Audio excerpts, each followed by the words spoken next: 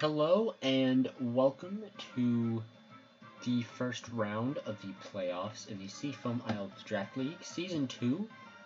This is the first game in the first set of playoffs. This is between Kiwi, coach of the Children of Atua, and Paco, coach of the Charleston Gastrodons.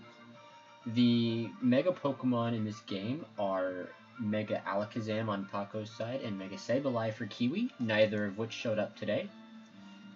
The Z Pokemon are Z Any Ampharos and Z Attack Cobalion for Paco. Cobalion is here. The Z Pokemon for Kiwi are Z Any Melaletta and Z Attack Cinderace, both of which showed up today. First impressions, Paco's team looks pretty bulky. I think Kiwi needs to definitely keep Florges alive to keep the wall breakers in the game, especially Melaletta and Cinderace. Flygon to an extent too. If it has Dragon Dance, then it would definitely need to be kept alive. And Jirachi as well. If it can get any Iron Heads off, it would need to stay alive to do that. Hitmontop, I believe, gets like triple axle. I don't know if it gets anything else, but if it gets triple axle, it can deal with Tornadus and with Gliscor pretty well. And since it's a fighting type, it can hold its own against Cobalion as long as it doesn't get hit by a Zen Headbutt. Again, at that, this Cobalion could also be special attacking, so it might not have Zen Headbutt at all. Yeah, Toxapex could be a slight issue if Flygon goes down, and Melaletta could get walled out by Tapu Lele if it doesn't have Shadow Ball, which it probably does. Incineroar can deal with that since it's Dark type. It can deal with a good portion of this team, aside from Flygon most likely. Of course, Flygon with Earthquake can hit half of this team pretty hard, so Paco just needs to manage his weaknesses well, and even at that, his Pokemon could probably tank a few hits, except for a triple axle on Gliscor. If Gliscor takes a triple axle, it's going down. There's not much that Paco can do about it. If Jirachi has Ice Punch as well, it could also deal with Gliscor as well, but I kind of doubt it. I think this is going to be a Scarf Head Jirachi. That's just kind of the usual. So yeah, without further ado, let's go ahead and get into it. As far as leads go, I think it'll be maybe Gliscor to set up rocks, and maybe Jirachi. We have Crag the Hitmontop and Gliscor. Intimidate goes up, lowering Gliscor's attack. Switches out into Toxapex, and Hitmontop uses Triple Axle, which hits once and does 1%. Drill Run is going to do 15%, Shuckle Berry halving that damage. Scald is going to do 12%, but it will burn Hitmontop. That's unfortunate. Out comes Florges. Knockoff is going to do 6%, but it's going to remove leftovers, which is probably going to be critical for Florges because it needs to have that recovery. Uses Aromatherapy, healing Hitmontop's burn. Gliscor is poisoned by its Toxic Orb. Florges uses Protect. Stealth Rock goes up. It could be kind of bad. Flygon comes out. Earthquake is going to do absolutely nothing to it because of Levitate. Flygon is going to start setting up Dragon Dances. Taunt goes off though, so Flygon will no longer be able to use Dragon Dance. Rock Slide is going to do 68% to Tornadus, which switches out into Toxapex. Rock Slide is going to do 21%, a pretty sizable amount really to Toxapex. Earthquake is going to not one hit KO, but it's going to KO Toxapex. That boosted Earthquake will probably KO most everything that isn't a flying type. And then, since Flygon has Rock Slide, it can probably just KO the other two. Maybe not Gliscor, Intimidate does go off, though. Since the taunt has been shaken off,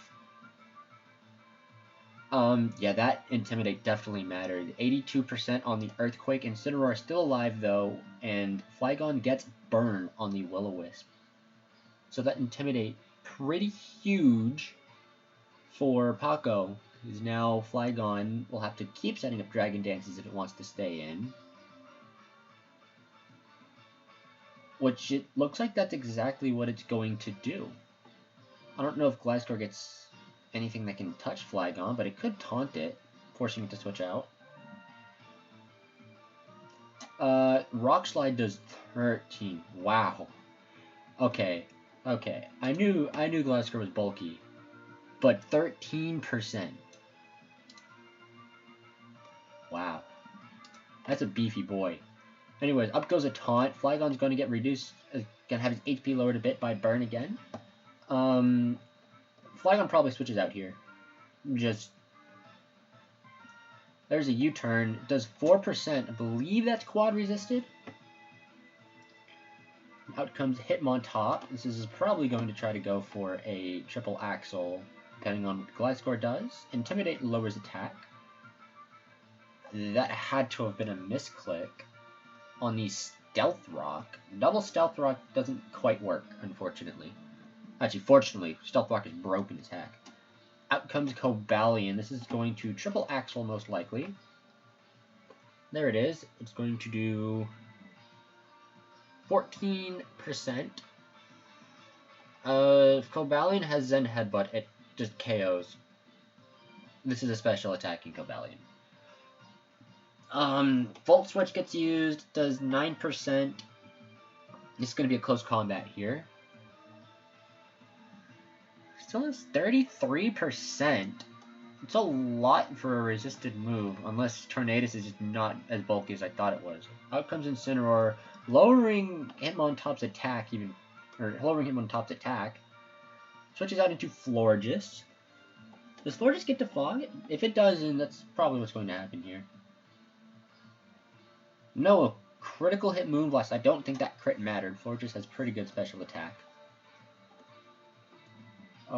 It is now 6-4 in Kiwi's favor. Out comes Tornadus, Regenerator Tornadus. Florges uses Protect. Scouting out a nasty plot from Tornadus. Hurricane is going to hit like a truck. Another nasty plot. Florges has to be very careful here. Moonblast is 39%.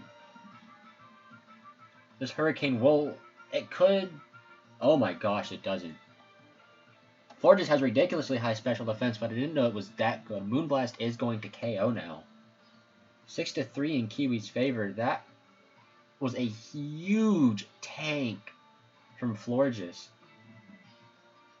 Now out comes Cobalion. It could probably just use Flash Cannon. Volt Switch instead is used. It KOs Florges. Out comes probably Gliscor.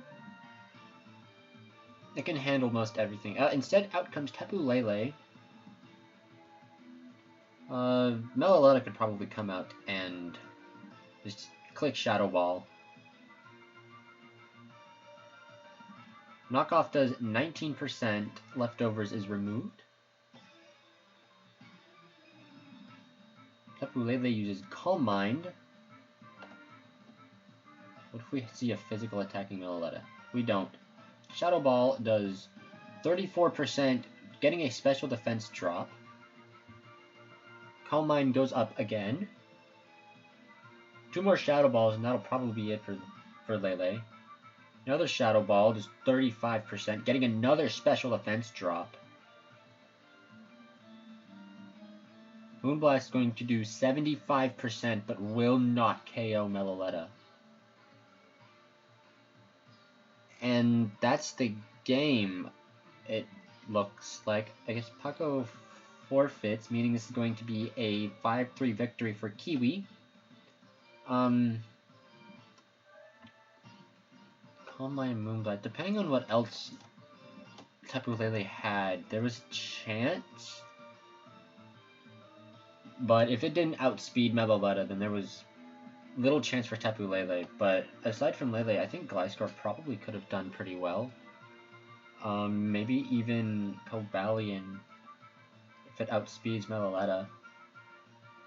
Both of these Pokemon have a chance of outspeeding, depending on their investments. But yeah, Gliscor still looked like it could have done a lot of damage as long as Paco took care of Hitmontop.